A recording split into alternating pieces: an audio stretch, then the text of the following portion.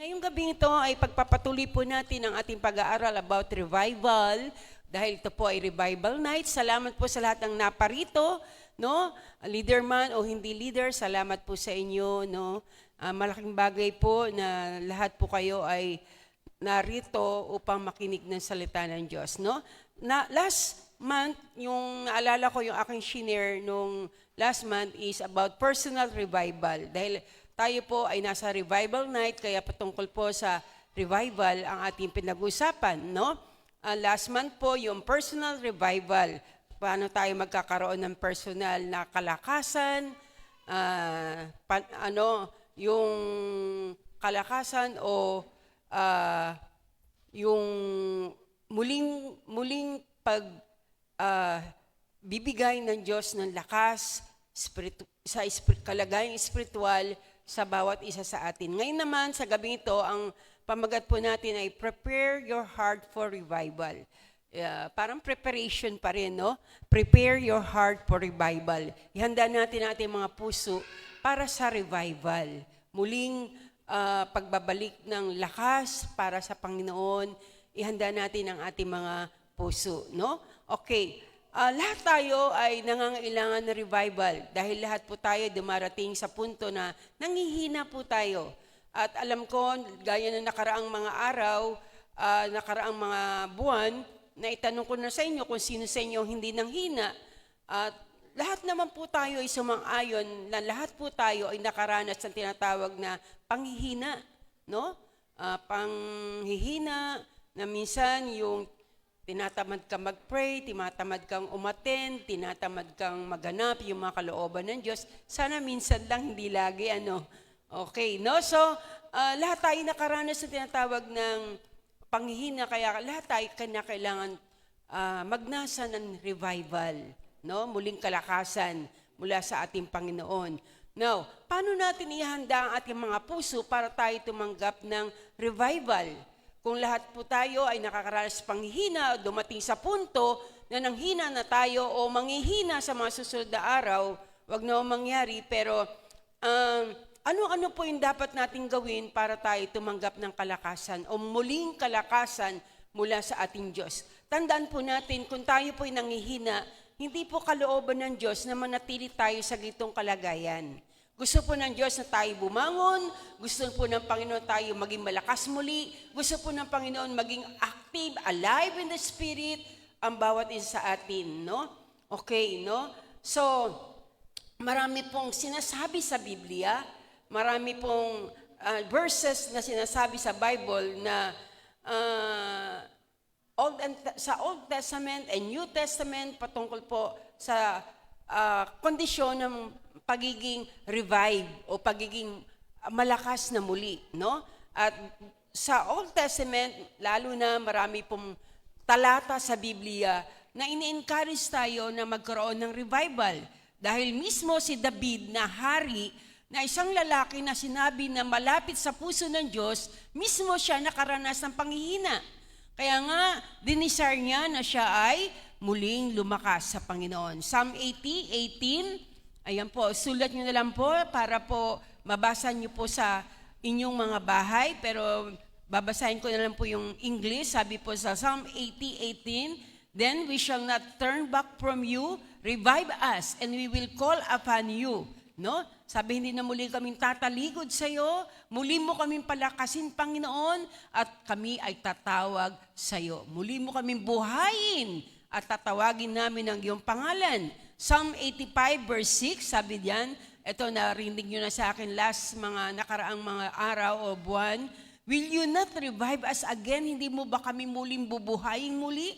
That your people may rejoice in you," upang ang iyong mga tao, ang iyong mga anak ay maging masaya, no? Psalm 119 verse 25, "My soul clever to the dust, revive me according to your word." Palakasin mo muli ako, buhayin mo muli ako ayon sa iyong salita, no? Psalm 119:37, "Turn away my eyes from looking at vanity and revive me in your ways," no? Alisin mo ako, ang aking mga mata sa tingin sa mga bagay na walang kabuluhan at buhayin mong muli, no? Ako ayon sa iyong at buhayin mong muli ako sa iyong mga daan, no? At panghuli, 5 lang po ito, pero marami pa po na makikita po natin sa Bible, ang mga verses about revival. So revival is repeated, paulit-ulit po ito na binabanggit sa Biblia, kaya mahalaga po ito dahil ilang beses po ito naulit, no? At last, 119 verse 14 ng Psalm, "Behold, I long for your precepts, revive me through your righteousness." Narito ako'y nanabik sa iyong mga tuntunin. Buhayin mo ako sa iyong katwiran. Okay, so yung mga talatang yan ay panalangin ni David. Yan po ay prayer na patuloy na inuulit-ulit ni David, no, sa Book of Psalms. Okay, so alam natin, ang revival ay gawain ng Diyos. Revival is the sovereign work of God. Ito po ay gawain ng Diyos. Diyos lang po makakagawa na tayo muling palakasin, no? Buhayin. Hindi po ito gawain ng pastor, bagamat nakaka-encourage ang mga pastor, ang mga leader, no? Ang mga song leader sa church, no? Bagamat nagagamit po nila ang mga nanunungkulan sa iglesia, pero mismo ang Diyos ang nagbibigay ng buhay. Siya muli nagpapalakas, no? Okay, so, bagamat ang ating Diyos ay sovereign, pag sinabing sovereign, siya ay makapangyarihan, walang bagay na hindi kaya niyang gawin. Kahit na ang Diyos natin ay sovereign o makapangyarihan o walang bagay na hindi kaya niyang gawin, no? May mga bagay na dapat tayong gawin. Sa gayon, maging handa tayo sa pagtanggap ng tinatawag na revival, no? So, kinakailangan o dinidemand ng Diyos ang personal preparation sa bawat isa sa atin, no? Kaya bago tayo tumanggap ng revival, kinakailangan ihanda po natin ang ating mga puso, no? Ang ating mga puso, ang ating mga espiritu. Naalala ko doon sa panahon po ng Old Testament, bago bumagsak yung apoy, na kung saan hiniling ni Elias na bumaba ang apoy galing sa langit upang mapatunayan na ang kanyang Diyos na pinaglilingkuran ay tunay na Diyos. Bago bumagsak ang apoy sa panahon ni Elijah, napaka-importante na bago bumagsak ang apoy, meron po silang ginawa. No? Bago mapabagsak yung apoy sa langit, meron po silang ginawa. Ano po yung sinasabi sa 1 King 18-30. Sabi po sa unang hari, 18:30. Sabi po sa English, sa NIV, "Then Elijah said to all the people, 'Come here to me.'" Halika kayo, lumapit kayo. They came to him, and he repaired the altar of the Lord, which had been torn down. So ito po yung ginawa nila. Bago bumagsak yung apoy, bago manalangin po itong si Elias, meron silang ginawa.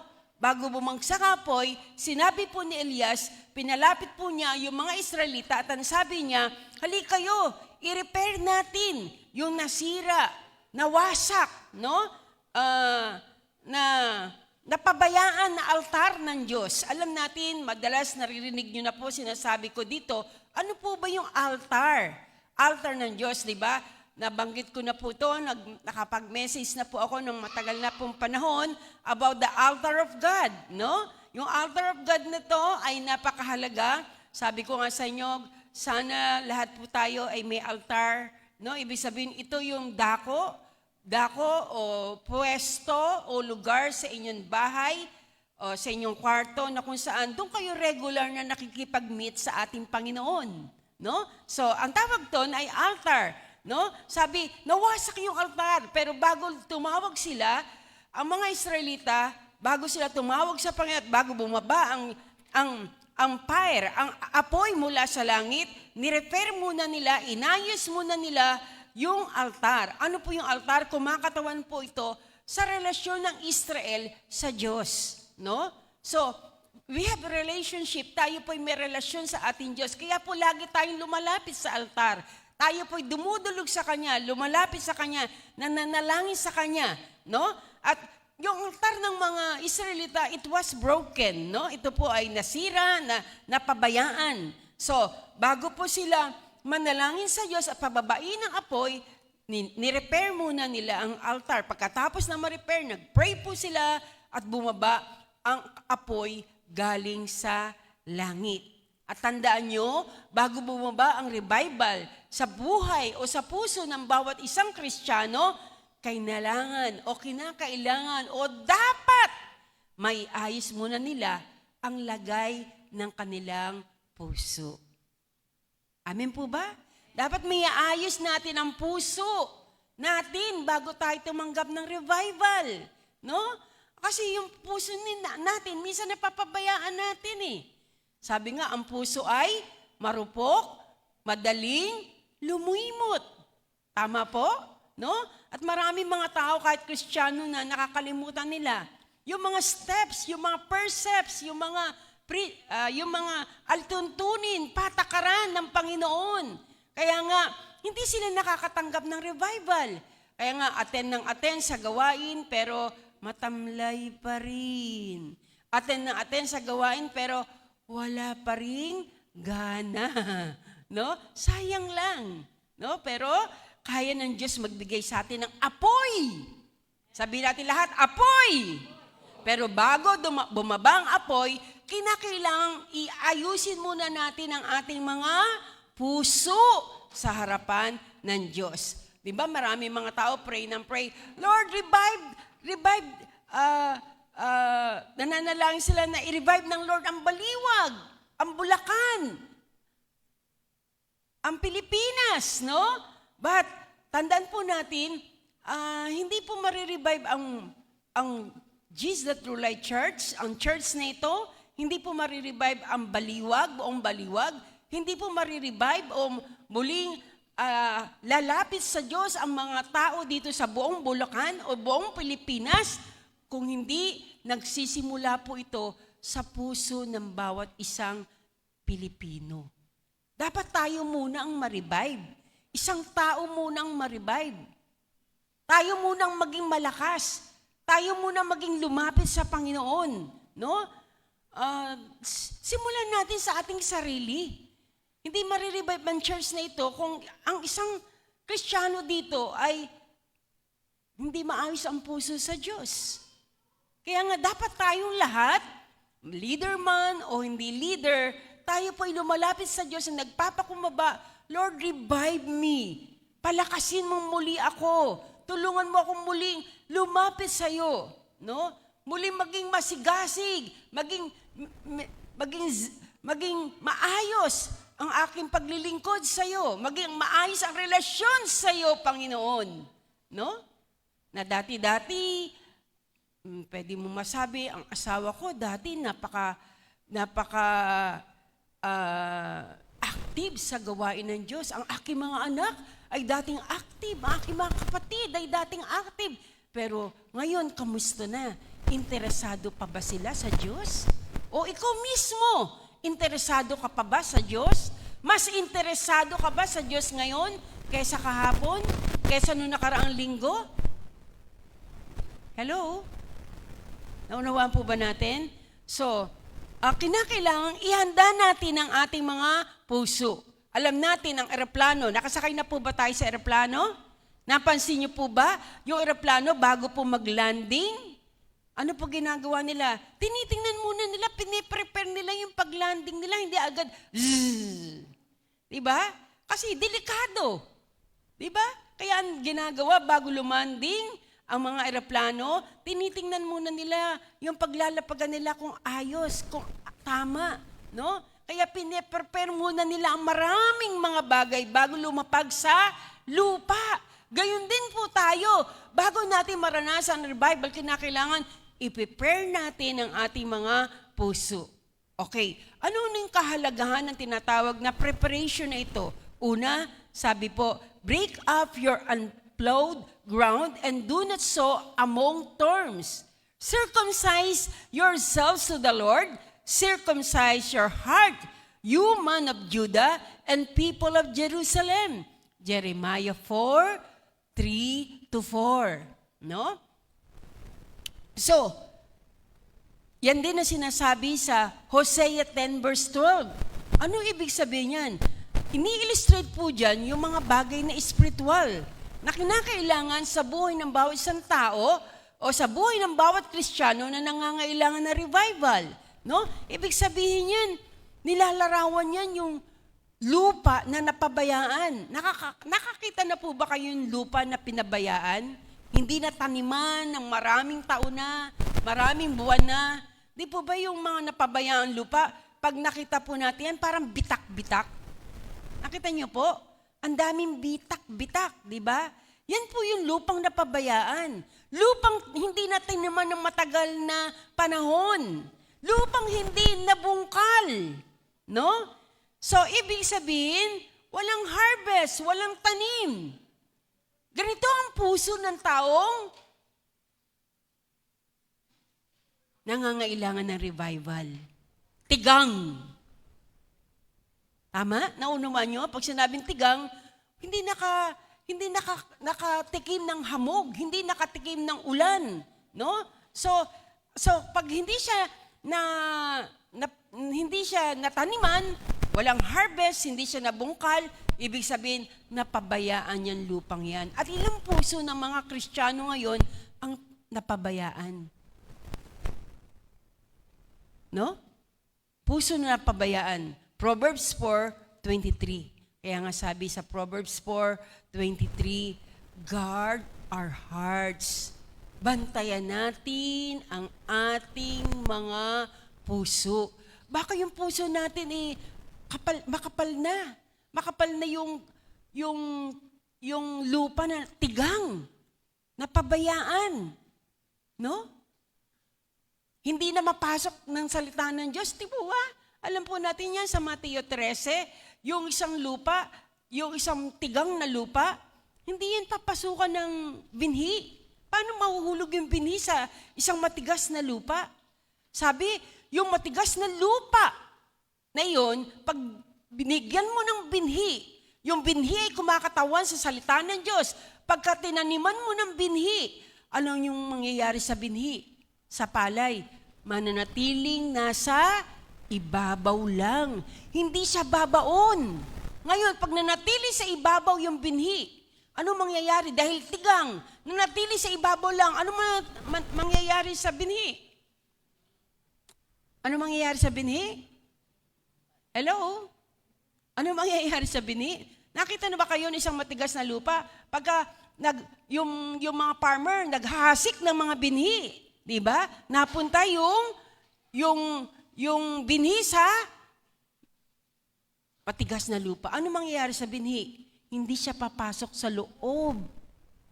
At ano mangyayari? Dadating ang magnanakaw ng ibon.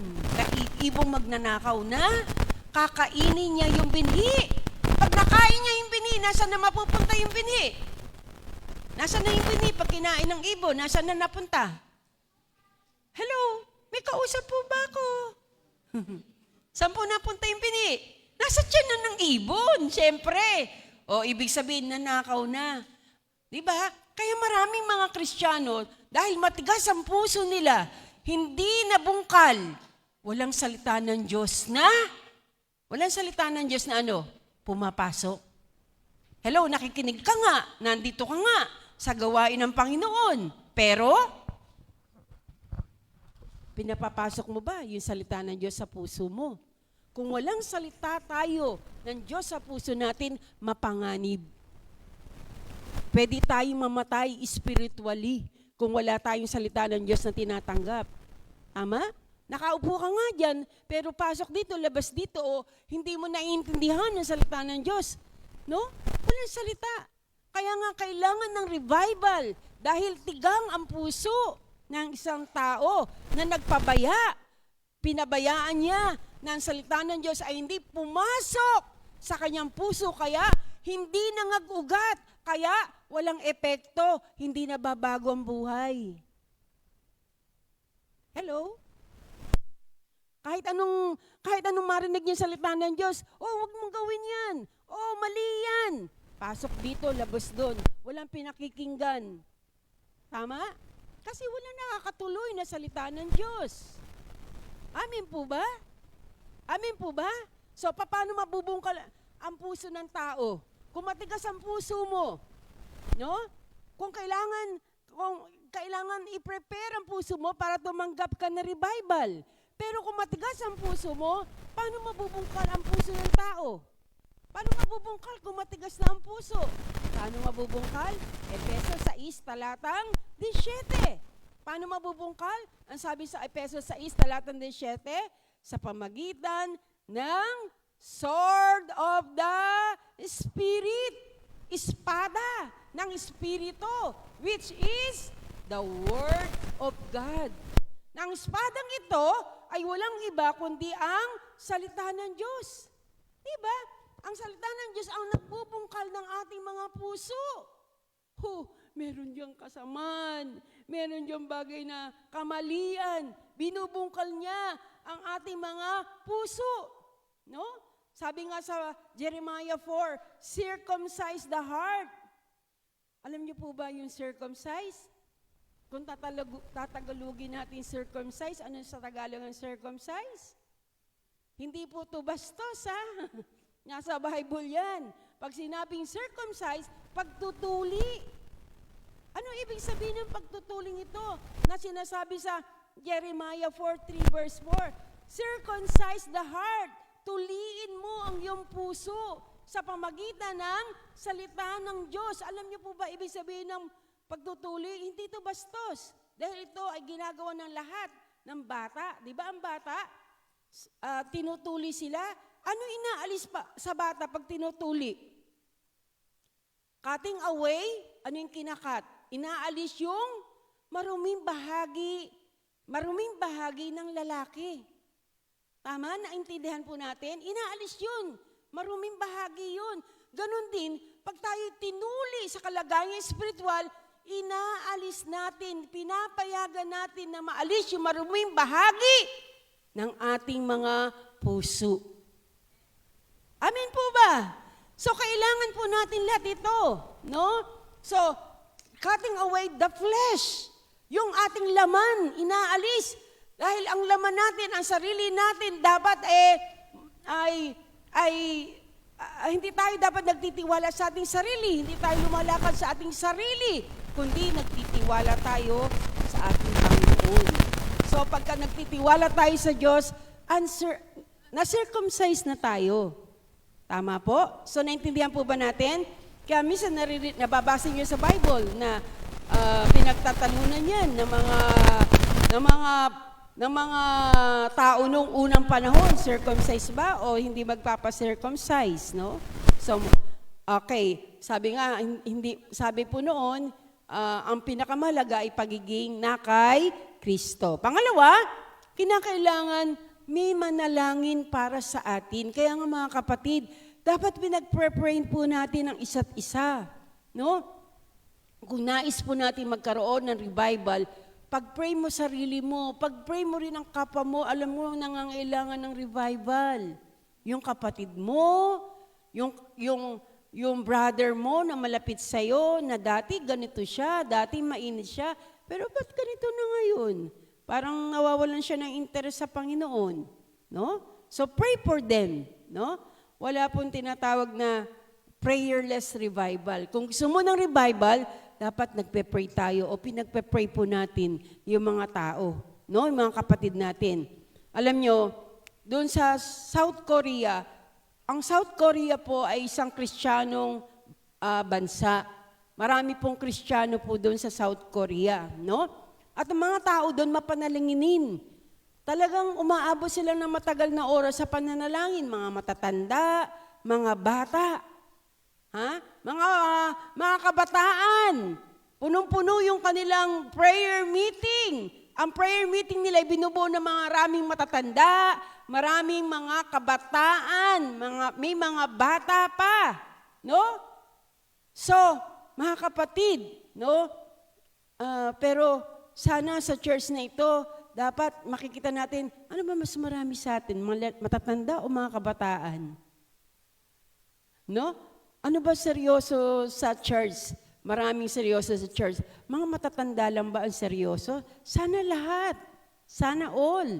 Kahit mga kabataan dapat seryoso, no, sa paglapit sa Diyos, no?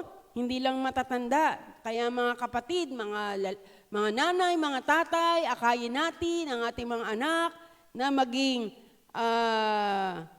na magkaroon ng takot sa Diyos, na maging seryoso sa Diyos, no? Okay. So, kaya nga sabi sa Psalm 139 verse 23, "Search me, O God." Siyasatin mo ako, Panginoon. Kasi dapat nating iayos ang ating puso eh. Kaya nga dapat magpasiyasat tayo sa Diyos. "Search me, O God, and know my heart today." Siyasatin mo ako, Panginoon, na tingnan mo ang aking puso. Ibig sabihin ng search me, saliksikin mo ang aking puso. Kinakailangan yung pusong ito maging convicted, no? Makonvict siya ang ating mga puso. Kung may kasalanan, kinakailangan hingi natin ng tawad sa Diyos, agad-agad. Kung may ginagawa tayong kasalanan, unconfessed sin, yung mga kasalanang hindi na ikumpisal, kasalanan na hindi nalinis, mga kasalanang hindi na surrender, gawin po natin to. Dapat wala po tayong tinatagong kasalanan sa puso natin at sa buhay natin. Kung may kasalanan tayo na hindi natin ikinukumpisal, sabi nga sa Book of Psalm, "Cover not your sin." Huwag daw po nating ilihim, itago ang ating mga kasalanan. Kasi kung meron tayong kasalanan, tinatago natin hanggang ngayon, hindi tayo tatanggap ng revival. Hanggang ngayon, magiging malayo ka sa Panginoon. Kung meron kang hindi kinukumpisal na kasalanan sa Diyos. Kaya nga kung meron kang alam kasalanan, no? Tanggapin mo kasalanan yan. Alam mong kasalanan, pero minsan, bakit ginagawa mo pa? Alam mong kasalanan nga. Alam mong mali, pero ginagawa mo pa. Hello? Delikado. Sabi mo sa katabi mo, delikado. Sige, sabi mo po, delikado. Kung alam mo may kasalanan, tapos ginagawa mo pa, delikado yan. Hindi tayo dapat magtago ng kasalanan. No?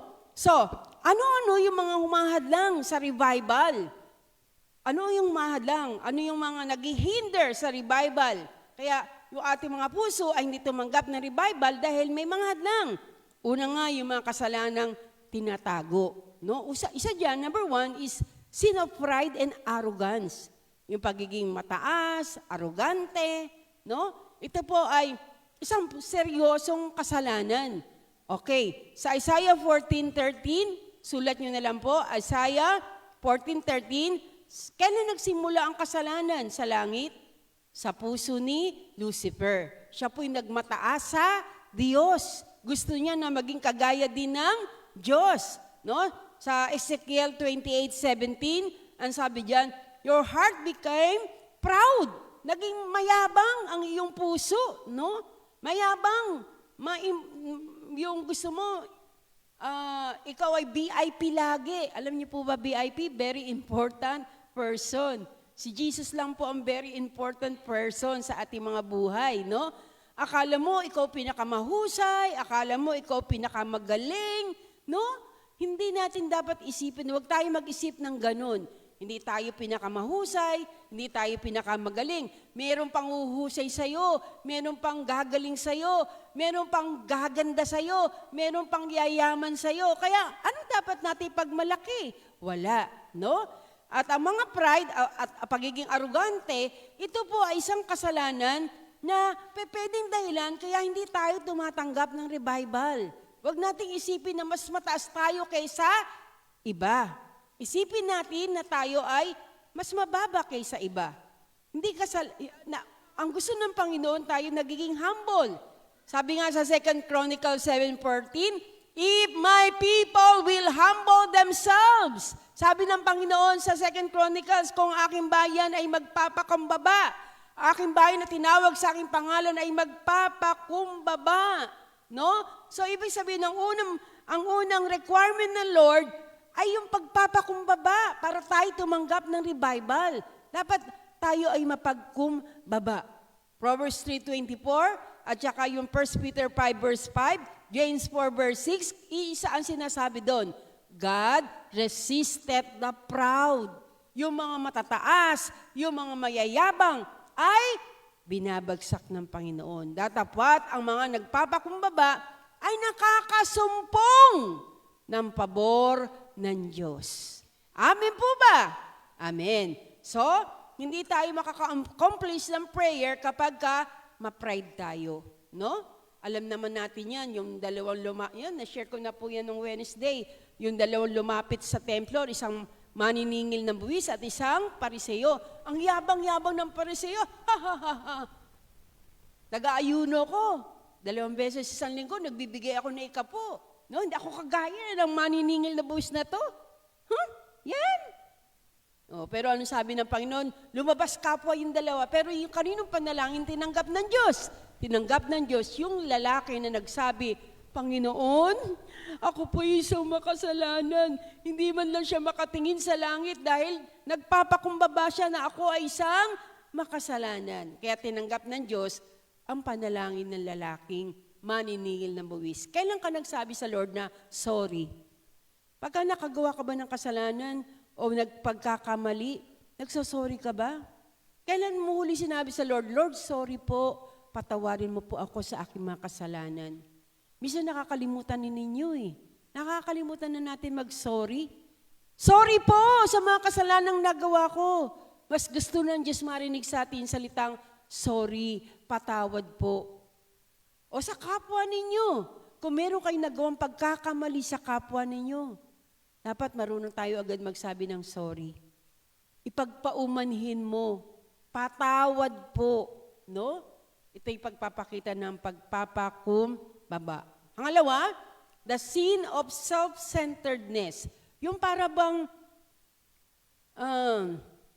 hindi natin napapansin minsan, no, na umiikot lang ang mundo natin sa ating sarili. Pag sinabing self-centeredness, makasarili. No? Selfish talaga ang tao.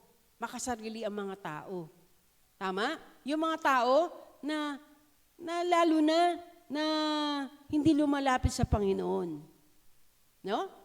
Tingnan nyo yung mga tawag dito, yung mga selfie sa Facebook. Yung mga post ng maraming mga tao sa Facebook, di ba minsan makikita mo din pagiging makasarili ng mga tao. Tama? Tama po? No? Puros, ako. O bakit itong pinost mo na picture natin? Hindi ako maganda dito eh. Tignan mo nga, nakangiwi ako. Maganda ako dyan eh. Di ba? No? Basta't mas maganda siya, post niya yun, kahit napangit yung ano niya, yung kaibigan niya. Hello, tama po, no? Ganun eh, makasarili tayo eh, no? So, ganun po, no? So, kinakailangan, minsan, nabubulag tayo, yung tinitingnan lang natin yung sarili natin. Nabubulag tayo, hindi natin, pagka makasarili ka, nabubulag ka na hindi mo nakita yung pangangailangan ng iba. Diba? Yung tinitingnan mo lang yung sarili mo, wala ako nito, wala ako noon, no? Pero ang isang taong hindi makasarili kahit wala ka, marunong ka rin tumulong sa kapwa mo kahit wala ka. No? Yan, yung mga tao na yan na selfish, nangingibabaw sa kanila yung flesh nila, yung kanilang katawan, yung kanilang self, sarili, no?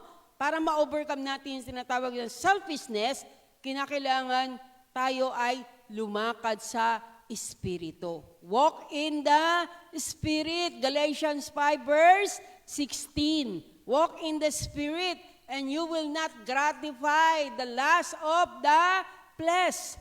You will not gratify the desires of the flesh. Kasi gusto ng sarili mo, ikaw ang pinakabida, ikaw pinakamarunong, ikaw pinakamaganda, ikaw ang dapat na maganda ang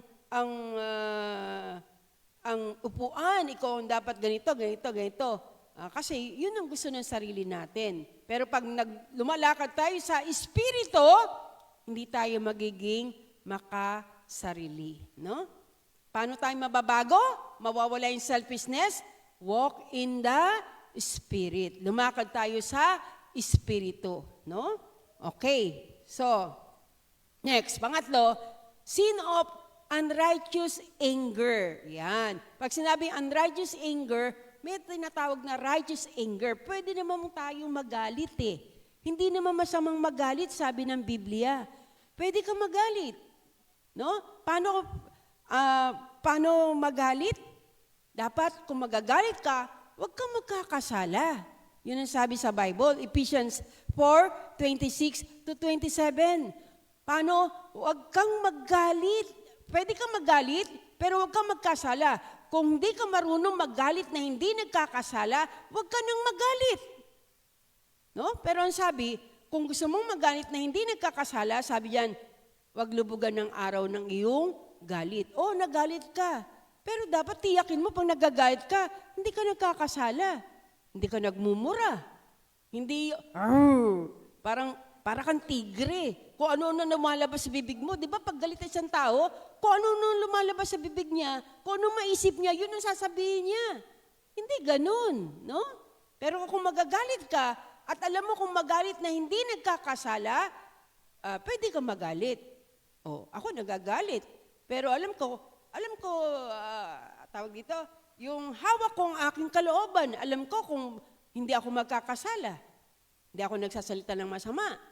Hindi ko dinidegrade yung kausap ko. No? Kundi inaayos at tinutuwid lang. No?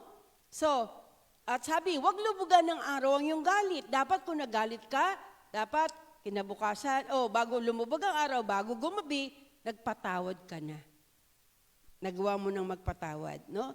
Ayon ng Panginoon, na puno ng galit ang ating mga puso. At alam nyo, pagka kayo nag-post sa Facebook, halatang-halata kung galit ka, no?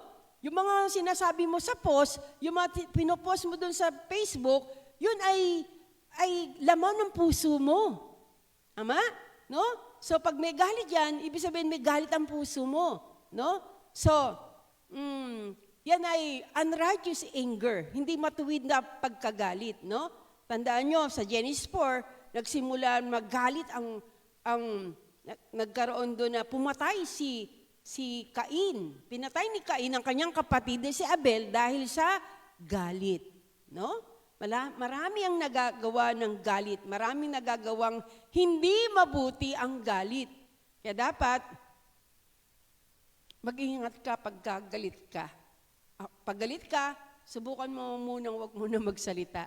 Kasi pagka nagsalita ka, dire-diretso na yun kung ano masasabi mo. Alam nyo kung sino sino nakakatanggap ng galit nyo? Sino? Yung asawa nyo, yung minsan ano. Kasi lagi mo kasama no? Asawa mo, kaya mga anak mo. Ayan. Kaya kawawa din mga asawa, kawawa din yung mga anak, no? Nagpagbubuntulan ng galit, no? Kaya dapat mag-ingat tayo. Sabi nga, hindi tayo tatanggap revival kung puno ng galit tayo sa puso. Dapat wala kang kagalit. Walang tao, kung may taong kagalit ka, pinatawad mo na yung mga taong yon, no? So, para tumanggap tayo ng revival, no? Sumunod, sin of ungratefulness. Pag sinabing ungratefulness, hindi natin na-appreciate yung mga tao o yung mga blessing na nare-receive natin. Kahit maliliit na bagay lang. Di ba, minsan nakakalimutan natin magpasalamat eh. Ewan ko, hindi ko na patataasin kamay nyo, sino dito yung nagpe-pray bago kumain. Ayan, alam nyo yan. Alam nyo yung mga magkakasama dito, magkakasambahayan, no? Yung kakain na lang tapos hubo agad, hindi na nagpapasalamat kay Lord, no? Yung maliliit na bagay na yun. Diba? Dapat alam natin. Diba?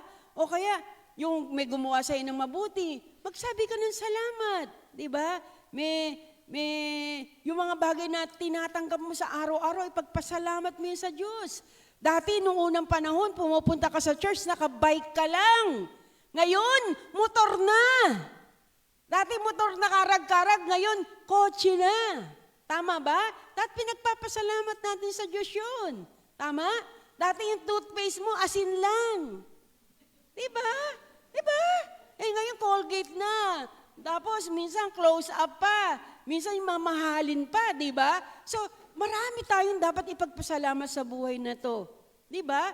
Dati, yung ano mo, yung CR mo, sira-sira, tapos hindi maganda, pero ngayon, di-flush pa. Di ba? Dapat pinagpapasalamat natin yan sa Diyos, no? Dati, iniisip mo kung saan kukuha ng pan-tuition fee. Ngayon, salamat sa Panginoon, may dumadating lagi pagka oras na ng bayaran ng tuition fee ang iyong mga anak. Marami mga bagay tayong dapat ipagpasalamat sa Diyos. Amen? No? Panglima, sin of complaining. No? Dalawa na lang. No? So, sin of complaining. No? Yung lagi kang complain ng complain. Hindi, parang ang dami mong dapat ipagpasalamat, hindi mo ginagawa magpasalamat. Ano ginagawa mo? Lagi ka naka-complain. Ano sa Tagalog yung complain? Reklamo. Lagi ka nakareklamo. Reklamo dito, reklamo doon. Pagka umaraw, ang init naman, ang hirap naman ng mainit. Pag umulan naman, ano ba yan? 2 araw nang umuulan. Tumutulo bahay. Lahat na lang. Parang walang bullseye na masasabi mo, Lord, salamat sa iyo. Di ba? No? Marami tayong dapat ipagpasalamat sa Diyos. Huwag natin piliin na mag-complain, pero piliin natin na magpasalamat sa Kanya. Kahit ano nangyayari sa atin, no, sa buhay natin, kahit ano nangyayari, magpasalamat pa rin tayo sa Diyos. At alam ng Diyos ang pinakamabuti. No? At tandaan nyo, kung tayo ay hindi gaya ng mga Israelita, di ba mga Israelita dahil sa kaka-complain nila, yung promised land, yung lupang pangako na binigay ng Diyos sa kanila, dapat 11 days lang nila yung mararating 11 araw lang dapat nakarating na sila sa promised land dahil sa kaka-complain nila. Ano yung complain nila? Ang babaw lang ng complain nila. Ano sabi? Kaya mo ba kami din nila dito sa wilderness? Kasi walang kami paglilibugan nun. Ano pa yung complain nila? Asa na ang melon? Asa na ang sibuyas? Asa na ang bawang? Di na ako nakakatikim. 14 na araw pa lang silang galing sa Egypt. Kalalabas lang nila. No? Hinahanap agad nila yung mga isda, yung mga gulay, yung mga melon, yung mga sibuyas. No? Wala bang sibuyas sa promised land? Wala bang melon sa promised land? Meron. Sagana kasi yung lupain doon. Pero nagko-complain sila, 14 na araw pa lang sila nakalabas. Hello! Kaya nga, alam nyo, napakahirap tumanggap ng biyaya at pagpapala yung mga taong laging nagko-complain. Imbis na mag-complain ka, magpuri ka na lang sa Diyos. May mangyayari pa. Amen? No? Pero yung mga nagko-complain, napakahirap silang tumanggap ng revival. No? So, next, ano pa? Yung greediness and covetousness. Masyado silang sakim at gahaman. No? Okay.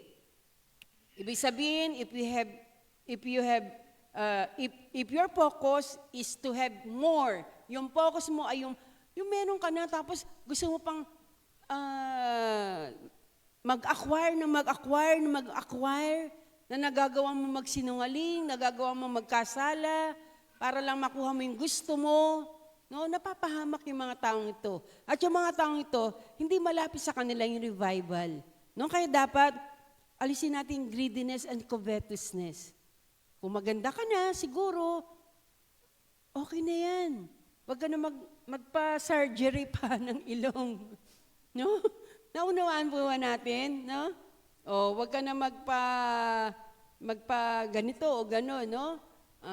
Okay, so, maging ano lang tayo, tawag dito, maging masayahin tayo, magkaroon tayo ng kakontentuhan, no? Maging content tayo sa lahat ng bagay na binibigay sa atin ng Panginoon. Si Akan at mga Israel napahamak dahil sa pag-ibig sa salapi. Si Ananias sa Sapira, no? Sins of covetousness and greediness, kaya sila ay namatay. At panghuli, sin of coldness of the heart, yung masyado ng malamig ang puso. Kamusta na ang puso mo?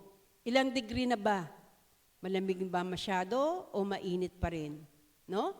Tandaan po natin, no? Minsan dumarating na yung kailangan natin na revival kasi nanlalamig tayo, nalalayo tayo sa Diyos. Nawala na yung seal na pumunta ng church dati-dati, pag araw ng linggo, ikaw ang pinakamaaga. Ngayon, ikaw ang pinaka-late. No? Dati-dati, mahilig ka manalangin, mahilig kang gawin yung kalooban ng Diyos. No, dinidesire mo lagi ma-please ang Panginoon. Dapat hanggang ngayon, ganun din. No? Panghuli, ways to prepare our heart. Paano natin i-prepare ating heart? Una, by revelation. Gaya nito, nire-reveal sa iyo ng Diyos sa pamagitan ng kanyang salita kung ano puso meron ka. No? God revealed to you kung ano yung nire-reveal ng Panginoon sa iyo ngayon. No? Sabi ng Panginoon sa iyo, you have sinned against me. Nagkasala ka laban sa akin. No? Alam mo yan. So, repent. Akala ng iba sa Revelation 3, yung mga churches doon, akala nila okay yung kanilang kalagayan. Pero sa harapan ng Diyos, you're not okay. Dalawa lang makakalam yan kung ano tayo. Diyos at ikaw. Ama? Kilala mo kung ang sarili mo at kilala tayo ng ating Panginoon. 3 bagay na pwede natin gawin sa pakikinig na mensahe. You can deny, magde-deny ka. Hindi ako ganyan. Paninindigan mo, hindi ako ganyan. Hindi ako malayo sa Diyos, hindi ko kailangan revival. Pangalawa, nire-reject mo yung katotohanan. Sabi nga, mahirap daw tanggapin ang katotohanan. So, ginagawa mo para hindi matanggap, nire-reject mo. Ayaw mong tanggapin. At pangatlo, ito yung dapat natin gawin. I-accept natin ang katotohanan kahit mahirap. Pangalawa, conviction. Kino-convict tayo ng Diyos. Para bang kinukurot tayo? Para bang umaangat yung puwet mo sa upuan, nakukonvict ka kasi. Aray ko, sakit. Pero magpasalamat ka kung kino-convict ka ng Panginoon. Bakit? Hindi yan ako. Banal na espiritu yan. Yan ay trabaho ng banal na espiritu na tayo i-convict sa ating mga kasalanan, no? Para akayin tayo na magsisi sa ating mga pagkakamali at pagkukulang. At pangatlo, confess. Confession. I-confess natin, sabihin natin sa Panginoon lahat ng ating pagkakamali at pagkakasala at hilingin natin na mahugasan tayo ng makapangyarihan dugo ng ating Panginoong Hesukristo. At panghuli, let us dedicate our hearts to Jesus. Gawin natin na i-dedicate, italaga ang ating mga puso sa Panginoon. So, revelation, tapos conviction, confession, paghingi ng tawad. Pangatlo, sabihin mo muli, Panginoon, muli kong iniaalay ang aking buhay, ang aking puso para sa iyo. At kung magagawin natin to, pwede tayong tumanggap ng revival. Kahit ngayon, pwede kang tumanggap. No? O mamaya, bago ka matulog, manalangin ka, pag-pray mo sa Panginoon na tumanggap ka ng revival, pwede kang tumanggap. No? O sa Sunday, pwede yan. No? Okay, so, yun po, huwag niyo pong kalimutan kung paano i-prepare ang ating mga puso o ihanda ang ating mga puso sa revival na gagawin ng ating Panginoon.